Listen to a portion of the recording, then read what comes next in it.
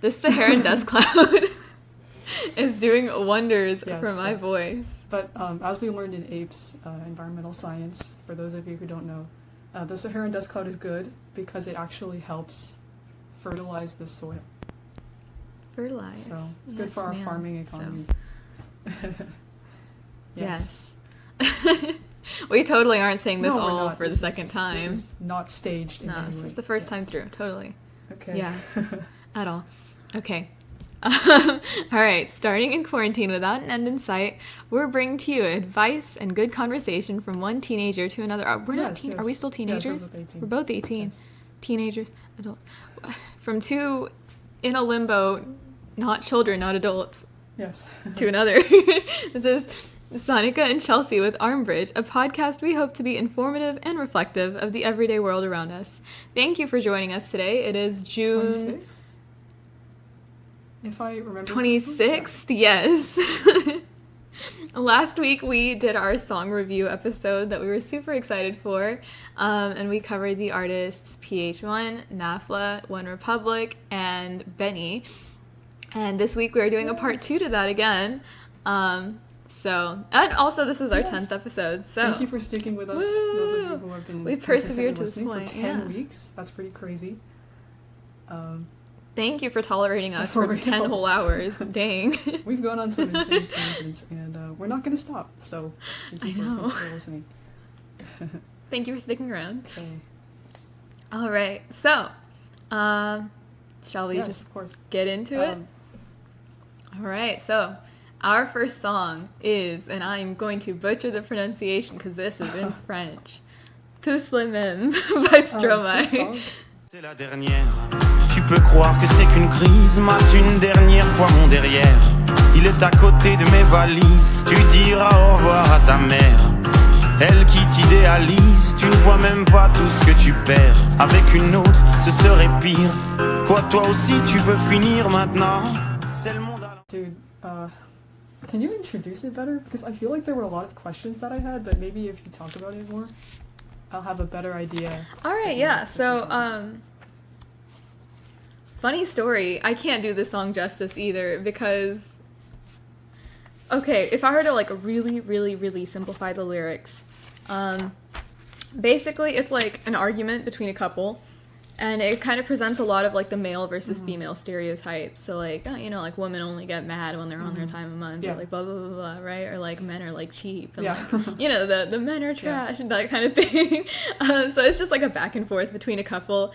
And at the end, Stromae, he repeats the phrase, tous les mêmes, tous les mêmes, tous les mêmes. It's basically saying like all the same. In the end, both are like, this is just a pointless argument. Like both are just clashing, but it's like, no one's really right in this situation.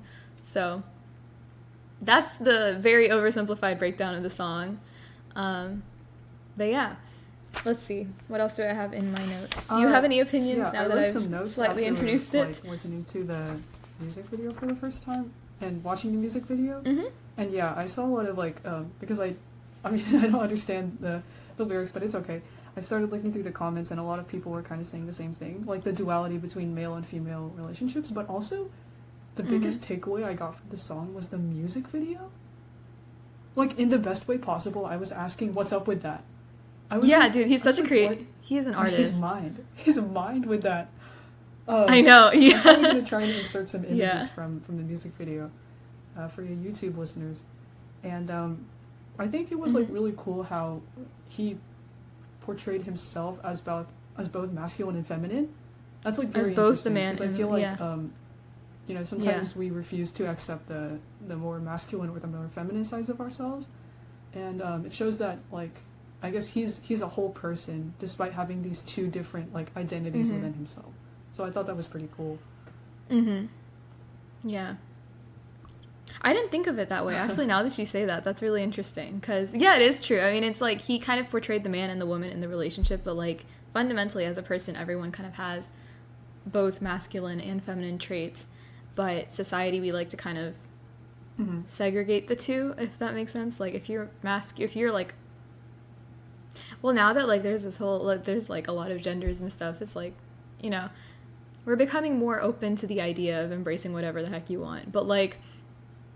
if you are biologically a male, you're kind of expected to act this way. If you're biologically female, you're expected to act this way. And in the end, I mean, both traits exist within us. It's just what we want to project. So I thought that was pretty cool. That's an interesting point. I didn't think of that. There's not enough of... Also, I know we're going to get to this later, but to sort of segue into that later song, a lot of... Sometimes we don't also accept, like, the more feminine or more masculine part. Like, as a woman, right? Sometimes I fail to accept those more feminine parts of myself because, like, sometimes you're shamed for being girly or too... Like, you know what I mean? Sometimes there are two extremes within that same... Yeah, no, I totally get it. ...projection that you have, I guess. No, for sure. Like, I've had this conversation with you so many times, but, like, the whole pink situation... I had, like, my great big pink loving coming of age in high school. Because before, I was, like... I, like most girls when we were younger, were like, I don't like pink. I'm better than other girls. I'm not a girly girl. I like blue. I'm a tomboy, right? But, like, I mean, again, nothing wrong with that. It's just that, you know, society kind of conditions us to think that feminine traits are not good, or, like, you know, being a tomboy is kind of favorable to, like, being girly and cutesy and all that, right?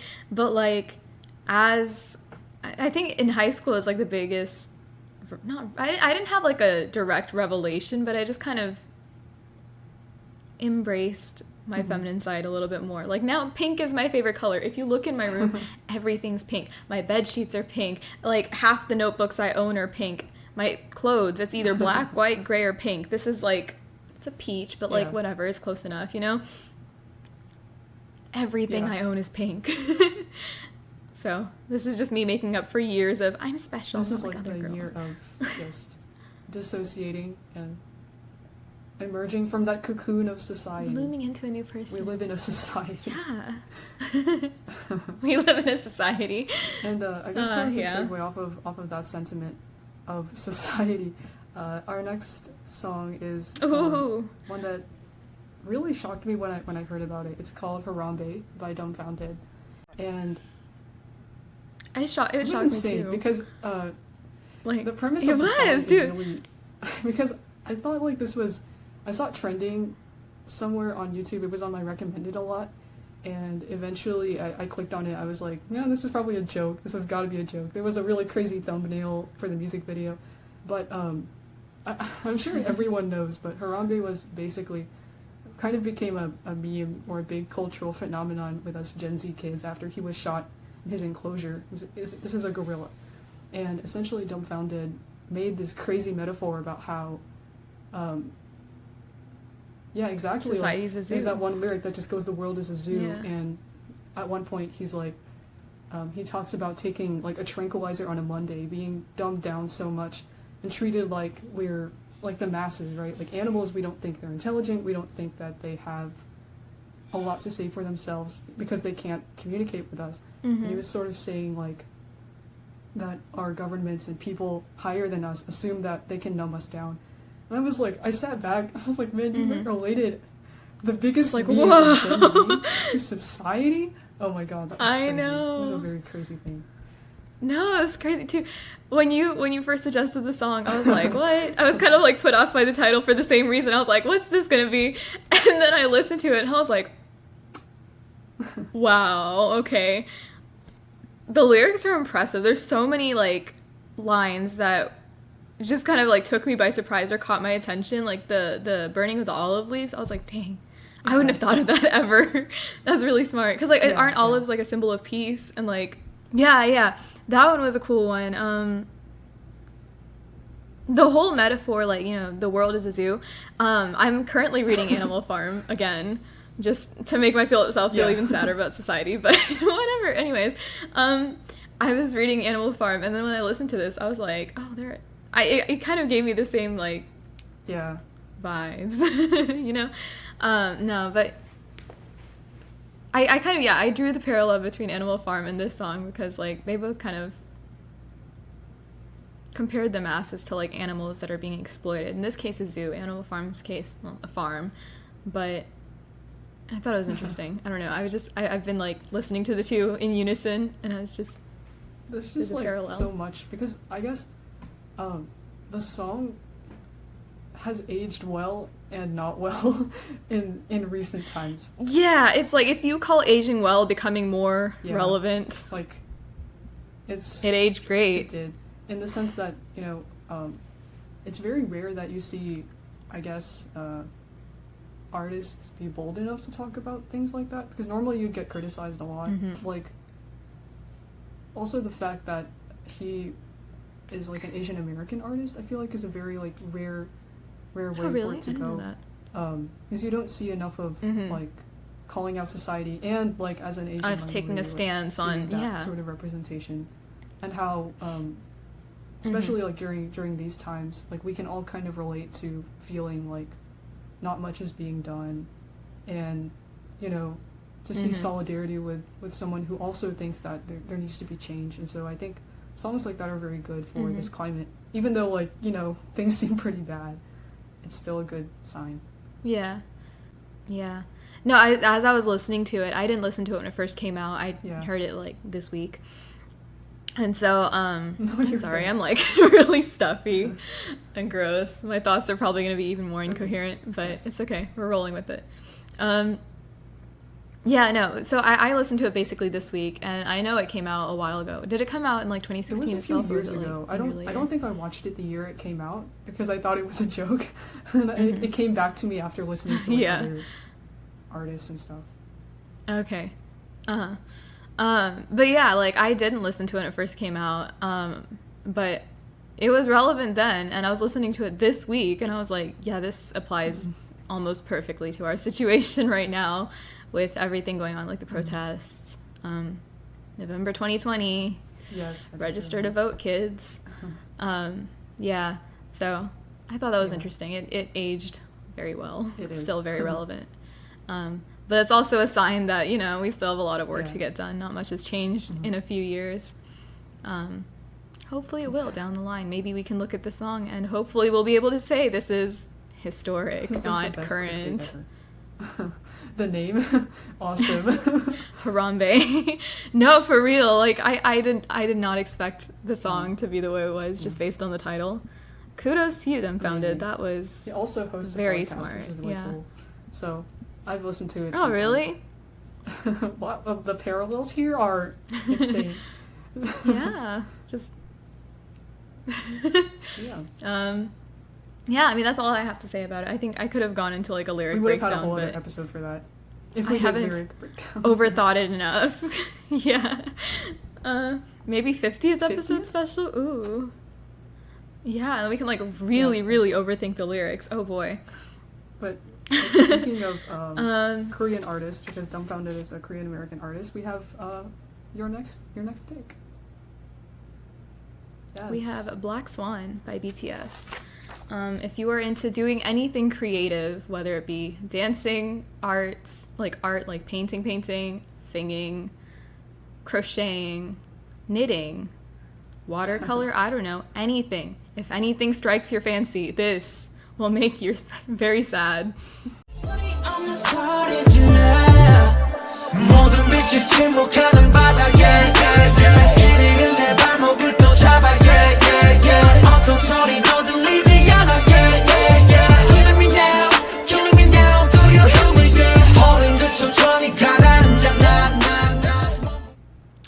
Okay, so I have like a ton of notes on this one simply because they are artists I like and respect very much. I guess before I get into my whole multi-paragraph rant, what were your first thoughts? Oh my gosh. Yeah, because you had another song that you picked before, so I didn't write notes, but I do remember the song. I think it was really like interesting that they talked about what they talked about, because it was, if I remember correctly, it had a lot to do with like fulfillment and like how they felt. I feel like it's a really good reflection of the way that they've gone through their career, because I think like I don't really know them just because I just haven't gotten into them, because like I always have a problem like with getting into artists and like shows and stuff that are mainstream, because sometimes like I want to formulate my own opinion, and this was like a very good way to formulate my opinion. There's already a lot of opinions out there. It's really overwhelming, but I think it's understandable. Talk a lot about their first death, which I thought was quite interesting, because it sort of gave me the what is it? How do you say this? The intention, like that they want to do as much as they can before they go. Sort of like that, I guess, if I'm analyzing it correctly. So. So the way I think they meant to put, so they had a quote in the beginning in their music video, and this first death that they were referring to, I thought, oh, this is sad. Let me see if I could find it. Yes, okay, so the quote is, a dancer dies twice, once when they stop dancing, and this first death is more painful. And this is a quote by Martha Graham. So they introduced their music video with that, right? This first death that they're talking about is about them losing, like, their passion for music, which is really, really sad. Like, yeah, so the quote kind of put it in the context of dancing, but as I said, if you're into any, like, creative art type thing, this song will make you sad because it talks about losing your passion. And you were right in, like, contextualizing it with their fame. I think a lot of their song kind of referred to that at multiple points, where it's like, as I've mentioned multiple times in previous episodes, it's unfortunate that music has turned into such a, like, big business, because while at its root it's an art, there's so much, like, exploitation and, like, dirty work behind the scenes that, like, manipulates these things, and it takes away from the artistic integrity of, like, just music, just art, right? And so I think a lot of it was referring to how they're scared that because of their fame, because of all of this, like, business stuff that comes with it, they fear that they're going to lose their passion for just the art and get too caught up in, like, numbers, the fame, like, all the side effects and byproducts of getting recognized for your art. And so that made me that made me emotional. So yeah, that was there. Do you have anything else to add? I have paragraphs upon paragraphs. Fine, but I think especially because just in general, the image of Korean celebrities to Western people is quite idolized, because I feel like there's a sort of gap that we have to make because we don't understand, like, the language as much. So there are some things that we as fans have to, like, fill in, and it's really hard to, like, keep encouraging them in. I mean, it's not hard to keep encouraging them, but in the sense that, like, we don't. A lot of stuff gets lost in translation. Because we don't necessarily understand their struggles fully, because, like, I mean, here we have their interviews with, like, magazine companies, stuff like that, from Western celebrities, where we get to be more transparent with them. But unless you, like, I guess actively look for variety shows, interviews from Korean networks, like, it's really hard to bridge the gap between who they are. So they're also making music for people that don't fully know them, because we're not, like, Korean. Not to say that, like, we can't be fans, right? Of course we can be. But there are, like, cultural things that we just don't pick up on because we haven't grown up. Yeah, but I think that's one of the charms of music. This is a really cheesy line that a lot of people say, but like, music transcends language, right? Like, sometimes you don't need the words to, like, fill in the blanks. Sometimes, like, even with my parent, like, my brother, he hasn't spent a day analyzing any of, like, BTS's lyrics, and he's still a fan, because sometimes you just catch the vibe, right? Like, when you listen to a song, you can kind of just understand it. You don't have to have words. But no, there definitely is, like, a cultural gap, whether we want there to be or not. And I think, the dust is making my thoughts incoherent. I don't like this. Okay, well, I kind of took some notes on, like, some subtle details in the lyrics. Well, anyways, okay, I'll go through one more note. I'll focus on the chorus, because that's, like, the main part of the song. But, okay, so the first line, I took a trip onto Genius, and I read a bunch of the lyric analyses, so I'm entirely stealing content. Credit to Genius and all the reviewers on there. But basically, so the first line in their chorus is a reference to one of their songs, C.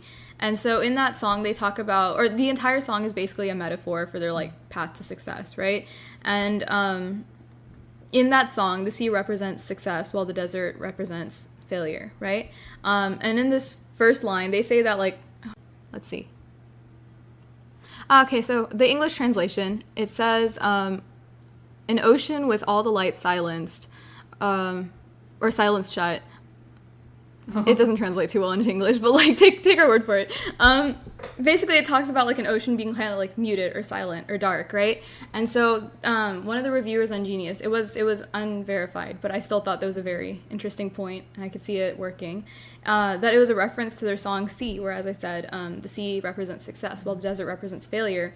In this one, it talks about how they've reached this sea, they've reached the success and the level of fame that they, like, wanted to get, right? But it's, like, muted, it's silent, right? So it's success either without happiness or, like, without light, you know, like, so it's kind of extending that metaphor. So it's like they've reached the sea, they've reached the success, but it's dark and it's, like, a lot scarier and more confusing and more, like, messy than they anticipated. So I thought that was sad. And the rest of the song kind of keeps going on that, where it was like, despite getting the level of success, the level of fame that they wanted, stuff's scary. Like, the music industry is gross. So they want to preserve just being artists and not getting too caught up in numbers. Too, and, I guess. Like, I know that through my experience listening to certain interviews with Korean artists, it's probably common that there's a real gap between trying to appease your international audience and maintaining your, not, I wouldn't say solidarity, but with your familiarity with your Korean audience. Like, that's really difficult, because I know that BTS is, like, definitely gaining traction, and they're huge. But I've noticed that, like, from the songs that I've heard and from people that I've met who are fans, it doesn't seem like they've changed very much, but, like, hearing this, I guess they still have that fear that they'd have to change their style at any moment, because, like, people here now know a lot about them, especially because of Twitter and that it's also around Twitter and stuff like that. Oh, dude, no, speaking of Twitter, holy cow, I had this thought this morning. It's kind of like an unrelated tangent, but, like, I cannot spend more than 5 minutes on that app without my head spinning. There's like, so I physically much going on cannot. at once. There's just so much at once, understand. Exactly. Like, oh, Lord, Like, it why hurts do my get head. I can't do notifications it. If my friends like a post, I don't care. I'm sorry. I know. I don't care who's liking what. And I only have, like, I'm not even following that many people. I'm just on it for the news. I follow 5 people. I just check the trending page on occasion. That's the extent of my activity, and even then, I'm just like, It's make more it stop. Of, like, rapid pace than Instagram, in my opinion, because it is. like, Instagram's Instagram, chill. It's with just like stories and stuff, you can choose not to view it, and with some posts, you can choose not to view it and stuff. But everything's there. Twitter, it's like in your face. It's like Google It's all there. Yeah, I don't like it. I know Google Plus is like wholesome though. There's nothing wrong going on in Google Plus. But, I mean, oh wait, no. If our listeners didn't go to our middle school, they have no context on why Google Plus is a thing for us. For some reason, this is our lore. Was the social media for our middle school. For some reason, everyone was using Google Plus from the beginning. That was the cool kid Since thing. 6th grade, I was like, for what? Like, And I would think you'd use Instagram or something, but nobody was Google Plus. It's because it was the one our parents let us get away really. with. Like, I never told. Oh. For me, it was. It's pretty harmless, like, they were guess. like, what's your problem? If you're trying to filter content or whatever, it's probably the most tame, It's tame. There's a lot smaller of a community on Google Plus My than there highest is moment on the Instagram app or was Twitter, so less can go wrong. Not retweeting. What is it? Resharing. Reposting. It was just reposting. Like, I don't know. It was like bacon or something super arbitrary, and it was like, share this piece of food to do well on your exams. And I got an A on my science exam. That was like the height of my. That was a manifestation at its finest. My time on Google Plus. Yeah. Yeah, dude. No, mine was terrible. I was the reason people had a feed. Like, I used the repost button in place of the like button. It was so bad. Also, I vividly remember I was, like, very obsessed with Percy Jackson at the time.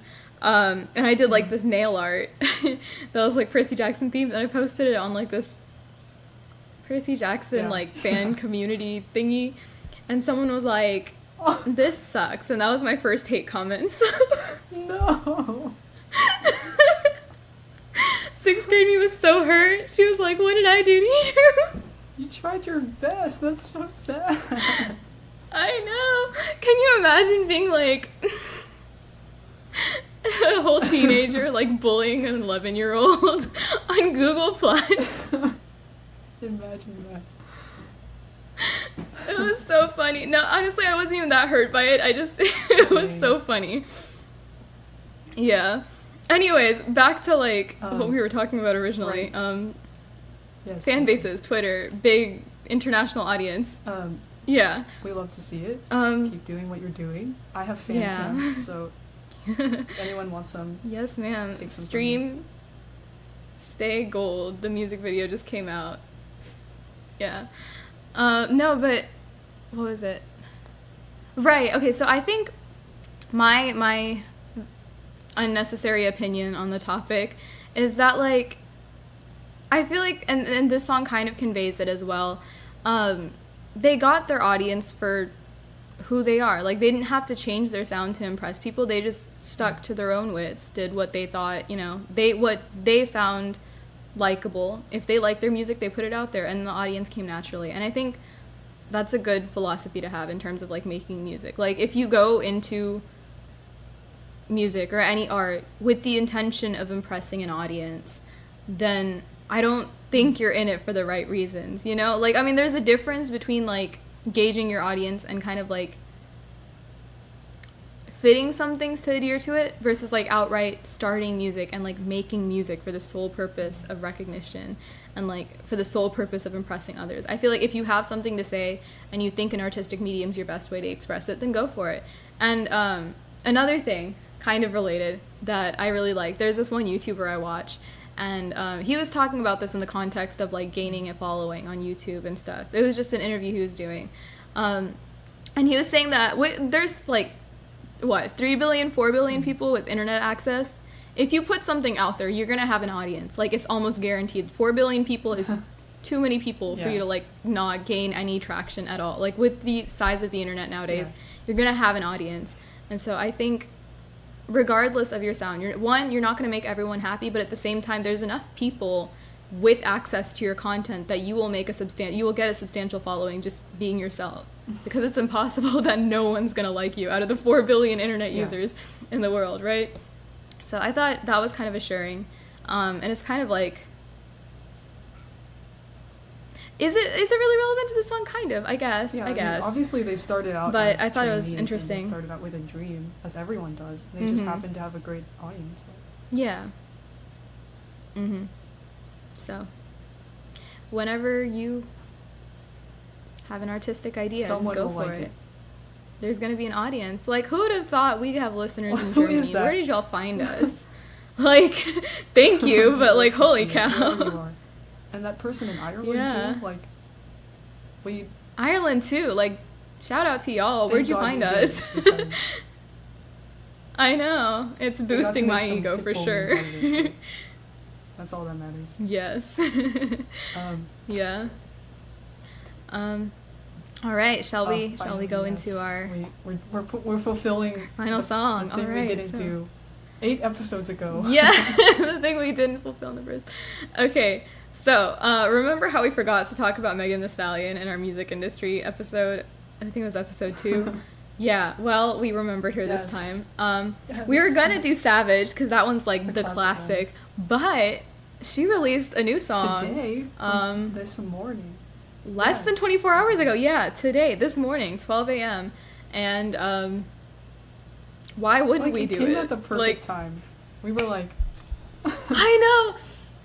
I could, like, it's even funnier because the stars, like, aligned for this moment, I feel like. Wait, that's insane. I completely forgot about recording yesterday. Okay, wait, like 8 weeks ago when we started, that was kind of when Savage was gaining traction, or from what I remember. Yeah, and then she released a remix right as we mentioned her in episode 2. We did not plan this. Wait. Yeah, we didn't, like, we were like, we did that. And then again, we mentioned her in last week's episode just as, like, foreshadowing to today.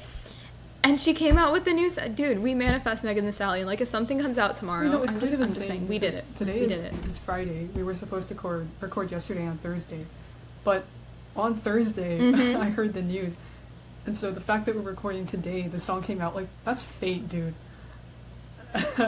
We talked about this? It's fate. Next thing you know, we're gonna meet her. God. We're gonna, like, meet her, and we're gonna be like, oh my god. Like, there's a chance she's I love you. right now. Yeah, wait. Yeah, so, she's, like, from here, so there... Dude. I mean... Dude. Yeah. But because of COVID, like, what are our chances? I'm just saying. Yeah. No, what if she just shows up to our doorstep? She's like, I heard you called. I just, like, pass out. Yes, everyone scream Girls in the Hood. But anyways, the song. That's the end of the podcast. No, I'm just kidding. Yes. Okay, so... Stream all the music videos that we mentioned, all the songs that we mentioned. Nice to meet you. Stand everyone. Goodbye. Nice seeing you. No, okay, so the song. Yes. Okay. I think we should start off with our disclaimer. No. No. We can in no way relate to any of her lyrics at all. But boy, does she give me, like, this... It's just, like... inner persona that, like... Because, yeah, I know we're both people is that a boss. tend not to listen to music that's, like, more about, like, sexuality, stuff like that. Because, like, I just can't relate to it. I could never relate to it. But I was in the gym one day, and there was a mix on. I was, like, listening to a mix, and one of her songs came up. And, like, I was sitting there, like... What? like, straight serving. Who is she? I really started to look into her music more. And, yeah. Especially, like, with this new song, like, she's so confident and, like, empowering in the way that, like, she treats herself with respect first and is able to talk about so many things. It makes me in, like, feel confident. In such a vibrant way, which is very exciting. She makes me feel confident. Like, shoot, I'm, like, this, like, cutesy little shy 5'2" itty-bitty person. I never, like... I'm not very loud. I listen to Megan Thee Stallion and I'm just like... Not literally, but... That's me. That's she me. speaks for her. That's me. That's me. I'm a boss. I'm a queen. Yeah, she gives me this confidence that, like, it would not normally manifest itself in me. I love you, Megan. Thank you for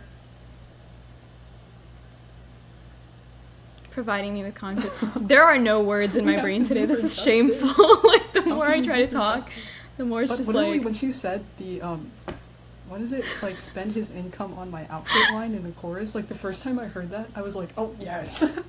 I just, like, had my hands in the air, like, yes. I don't know. Oh. No, there's that one, I think it was, like, the bridge, where she talks about, like, working, but she was like, the only thing I thought of is how to get rich, now I'm here. I was like, yes, you tell him, like, that. I was listening to it and I was like, yes. Oh my god, her... Yes. Because I think the appeal is, like, a lot of male rappers already kind of have lyrics like this, right? And you don't really see a lot of female rappers kind of have lyrics the same way. Like, there are common themes, but it's just the way she delivers the lyrics. I'm like, yes, yes, yes. Like, the reason I started listening to her to start with is because she's from Houston, right? And as we mentioned, her music is, like, in no way my style, but, like, the fact that she got through to me and I'm, like, an ardent fan, like, that's how you know you did it. That's how you know you did it. Off your point about, like, she's talented. Rappers, holy cow. That I feel like male rappers talk about the opposite gender and sexuality especially sometimes has come off as, like, fetishizing. Yeah, it's almost, but, like, the way she said it, it's just, like, straight up dehumanizing, like demeaning. I like doing this because I'm a woman. That's how she finds, like, you know, and that's, like, fine because it's a natural thing. I appreciate that. Yeah. She knows the boundaries. In no way relatable to me, but, like, the fact that she respects herself so much with, like, her pronunciation of lyrics. She writes lyrics, her own lyrics, first of all, and she works, like, her label is a local Houston label. Like, she's so in tune with herself first before trying to create, like what we were saying, a sort of presence that appeals to her audience. Exactly. She's not trying to appease other people. Yeah, she's doing her thing first, and she knows her audience will come to her because of that. Yeah, so I respect that. Yeah, thank God for Megan. I love you. We also mentioned that she has a very distinctive style, but it's still different enough in each song that, like, it keeps you interested, right? Like, we mentioned last week, there are a couple of artists that we really liked, but, like, after a while, it was kind of the same thing over and over. Nothing wrong with that. It's just, personally, that doesn't, I don't know, I don't love that.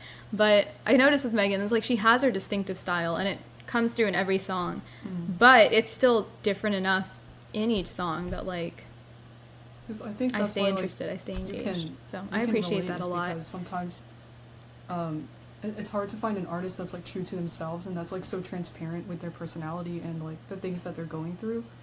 But she just has, like, that energy. Like, again, keeping to herself and being herself. Not keeping to herself, I mean, like, but being proud of who she is. Exactly. And we don't see that enough. But, like, being unapologetic for yourself. She released a song today. Same to Lizzo, Queen. I feel like every artist I, like, adore and love is from Houston. That may be a personal bias, but I don't care. Like, every powerful queen to grace the music industry came from Houston. Like, Beyonce, Lizzo, Megan Thee Stallion. Like, Holy Trinity right there. That's, like, a huge surge. That's it. That's the trio. I made a joke last night, like, we were talking, that whenever I go to university, I'm just going to say, I'm not even going to say my name, I'm just going to say, like, hello, I'm from Megan Thee Stallion's hometown. That's it. Hi. No other words. Yes. Yeah. It seems like we're getting towards the end. That's all that's needed. Of course, everyone, our song of the week is Girls in the Hood by Megan Thee Stallion. We're going to play it. Yes. Stream the single. And also stream Lizzo's Go stream. single, Go buy. I think, which came out today with a lyric video, which is really fun. With, I think it features the guys from Queer Eye. Like, the best combination. Queer Eye. Immaculate. Which amazing. Is currently my favorite TV show. Like, dude, oh my God. Oh, yes. I know. You sent me that post and I just, like, freaked out. I was like, oh. Thank God for Twitter. And we'll be back after a short break.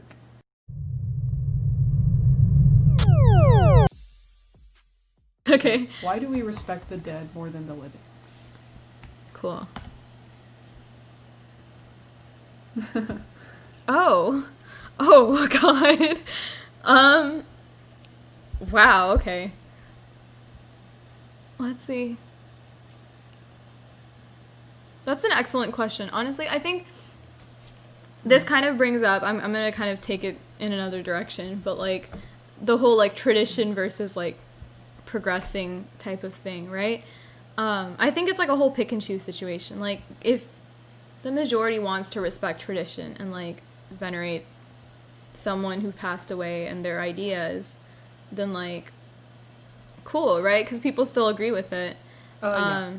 Does it say, like, why do we respect the dead more than we do the living? Okay, I think it's just because, like, we've glorified them over time, right? Like living people, they're here, they're current, but, like, I don't know, say, for example, Shakespeare. Man's been dead for, like, hundreds of years, but that's also given plenty of time for people to, like, glorify him and, like, really exaggerate his, like, merits and stuff. That's not to say he wasn't talented or, like, a great playwright already, but it's just, like, I feel like the more time passes, the more they become more like a myth or a legend-like figure rather than, like, outright historical. Like, if we go all the way to, like, Plato or, like, Aristotle or something, like, I could never imagine these people being real. They have, like, more of, like, a legend status, as I said, right? So I think as time passes, we kind of make them more of, like, a myth or a legend, and because of that, like, you know, people venerate them more as such rather than an actual person versus, like, living people. They're cool, they're great, but, like, there hasn't been enough time for them to age that way, I guess. Because since it's been so long since their death, you can you can assume things about them, like, because I'm sure there are some things about, you know, Shakespeare that we don't want to know about, but they've just been so buried in the past. Oh yeah, for sure. Because, and that's the whole veneration thing, right? Like, you kind of, as you said, you kind of suppress the stuff that like is negative about that person in favor of what's positive. Yeah. I have a couple of examples of that. Like, there's so many historical figures where it's like, they're like super great and everyone thinks they're like fantastic. It's like, wow, this is the epitome of a human being. And then you find out they're like a raging misogynist, or like something like they have some like fatal flaws, and you're just like, why are we? Yeah, we're starting to educate ourselves and learn new things. So next question. Yep. What is true friendship? Like, I'm pretty have you seen those tweets going around about like you wouldn't believe how long it takes for me to add you to my close friends? Like, those are so I feel so attacked because no, literally, like, I treat my friends very, very sentimentally because personally I don't believe I have a lot, which is fine. But I think it's just like sharing a bond with someone and being able to maintain that bond beyond what you initially became friends for. Because this is so funny because I met some of my friends. Yeah. Oh yeah. They were my first like Filipino friends, but I remember my friend Gabby she was a guest on episode 4. They were my first like male Filipino friends, and like I remember like on site, I feel like I just have a radar for noticing other Filipino people because I just don't know that many, and it's like I wish I did. You know? And I remember it was their first day at swim practice, and I went up to them and I was like, they were like, hey, what's your name? And then I was like, hello, are you Filipino? And I didn't even ask what their names were, and they were like, yes. Like, yes. And they keep bothering me about that. They always bring it up. Yes. But, like, despite us initially making friends with each other because of that interaction, like, we're still friends even now, just based on the experiences we shared together. So for me, that's kind of I think that's what friendship is, just maintaining. I like that answer. Honestly, I didn't know what the answer to that was. I don't really overthink my friendships. I'm just like, if you're my friend, you're my friend. Like, so be it. If you wrong me, then goodbye. But no, but I mean, it's kind of true. Like when you say it like that, I moved to the city I'm currently in. I don't want anyone showing up on my doorstep, so I'm just not gonna say anything about that. But I moved when I was around like 7 or 8. And I had quite a few friends, like, where we lived before. You know what? Where I initially was, City A. Where I live now, City B. Let's go with that. In City A, I know I'm going to let it slip if I don't do this. But, okay, no, so in City A, I had, like, quite a few friends, right? But one of my closest friends that's kind of, like, lasted even after me moving, the way both of us met is really funny because I got introduced by another friend that went to my preschool with me, and we met at a park. Apparently, I remember none of this. This is like entirely like she told me this story. The parents tell me this story, but I do not remember meeting this friend at all. They're like, y'all met at a park, but it was funny because y'all just kind of ignored each other the whole time, and now we're like really, really, really close friends. Like I've maintained this friendship for holy cow, like almost 15 years. That's crazy. No, not 15. No, that's a bit much. Like 12. Still, I've known her for a while, and so it's just funny because like we initially met and like we didn't even talk to each other, but now she's one of the friends I like consider closest to me. So, as you said, I think it's just like persisting and like working through your differences and just sticking around. Yes, that's our quote for the day. True friendship is just sticking around. Okay. That's our takeaway. Yes. Okay, it's my turn to ask question. No, it's your turn to ask question. I watched The Matrix a few days ago. It's very related.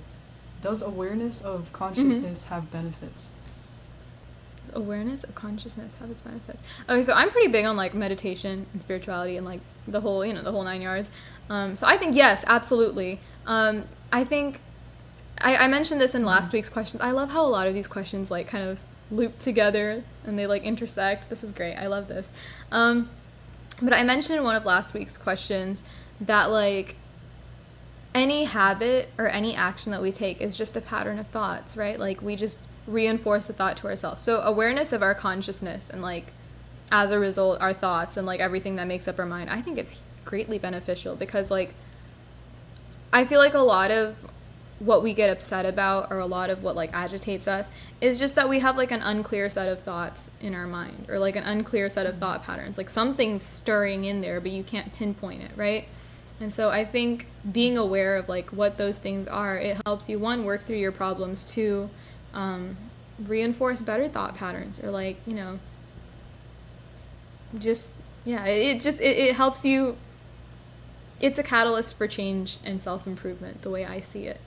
And so, not to be that person, but that's why I like meditation, because it helps, it kind of does that. Like when you just sit in silence, you kind of become more aware of like what bubbles up to the surface and you're like, oh, so that's what's bothering me. Consciousness is more like your subconscious thoughts, like accepting them, because for a while, like obviously I had these phases where I was like repressing how I felt about people or about a situation, and I just never told anybody about it. But yeah, exactly, like it's really hard keeping it to yourself. I think we like all have to sort through that. And like, I would stress myself it's out just over part of being a human. things that happened before and that didn't matter. But being but yeah, being aware of yourself helps you move forward. Ooh, this one's interesting. It's kind of like techie. It's not very like philosophical, but it's a cool question nevertheless. Can artificial intelligence be creative? Because the question I asked and the question you asked, oh my gosh, I know you love philosophy and stuff, but literally if you just watch The Matrix before it goes off Netflix, it's insane. It blew my mind. We created it with the intention of helping us, so part of it is human, I believe. And that it picks up on what, I mean, because it's like having a baby, right?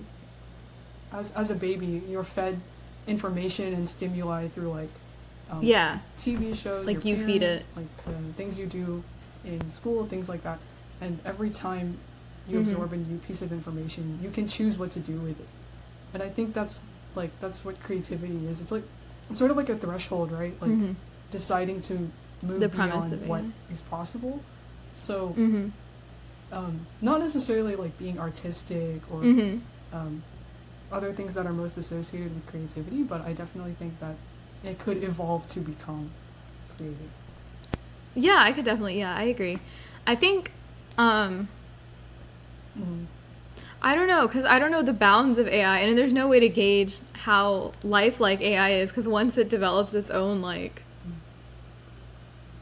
being and like train of thoughts, quote unquote, does that qualify as consciousness? Is that like man-made? Because as you said, the entire premise of a child is that like it's a blank slate, it absorbs information, and then from there it can do whatever it wants with it, right?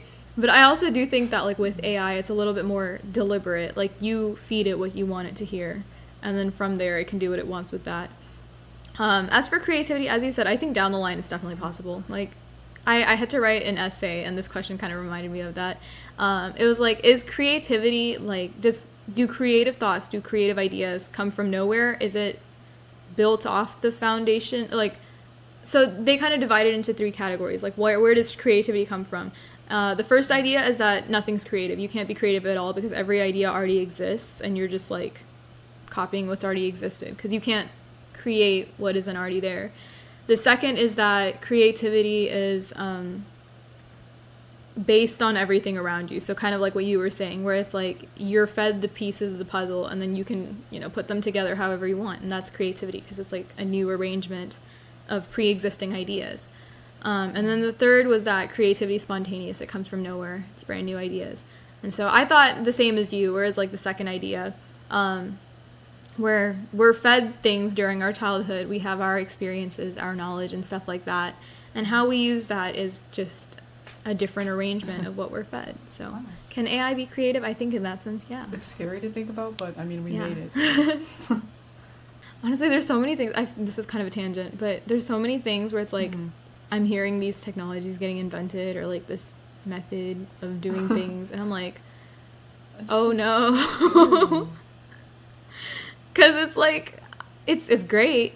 There are so many other important things that we need technology to do right now that it could be allocated, like, not to say that your passion doesn't matter and stuff, to address before. Like, there are a lot of small things you can do as a creator to help innovate for the world. Mm-hmm.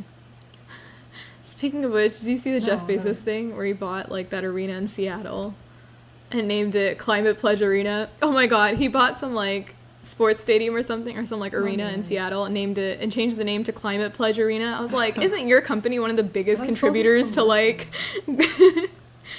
carbon emissions? Like, be quiet. There's that, right? There's that weird picture he took with Lizzo, which was so surreal.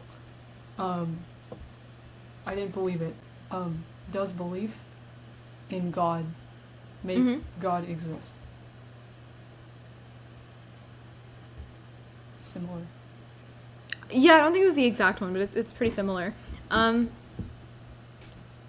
my. Yeah, I think so. Because, I mean, the concept of God is so prevalent in society that, like, he, she, it, they basically exists. Yeah, I mean, that kind of goes, I think of Orwell whenever we ask that question, you know, like 1984 was like, if there is a war going on and everyone says that there is a war going on, does that mean there's a war going on? Well, and also like the tree one, like if a tree falls in the forest and no one hears it, did it really make a sound? That type of thing. I feel like it's a similar idea. I think yes. I mean, as I said, the concept of God is very present in society. But at the same time, it's something that we constructed. Like, it's a term we created to represent something bigger than ourselves. And so, yeah, I think because we all say there is a God, there is a God in some way, shape, form. So sometimes it helps to believe and figure it out later. Like, to have that faith, I think, is good. It's something I struggle with because sometimes I tend to be more skeptic. But, like, you know, when things don't turn out the way they're supposed to, you know, it's just having faith helps. Yeah. So. It's assuring, yeah. I also discovered, I think I could do ASMR with this mic. Hello. Okay. Can I do the outro? Can I do the outro ASMR style? Let's see how this goes. Okay. Again, everyone. No, I'm not doing it. What started in quarantine has now come to a non-temporary end. Thank you again to Allocation for giving us these absolutely mind-blowing questions. I cannot stress enough how much y'all have to go on that website. Like, these questions will make you think. Maybe eventually we'll cover all of them, so who knows? Maybe if you just, like, stick around, we'll get to all of them. Be sure to follow us on our social media. Our only one so far is Instagram, because that's not the one that, like, destroys our mind.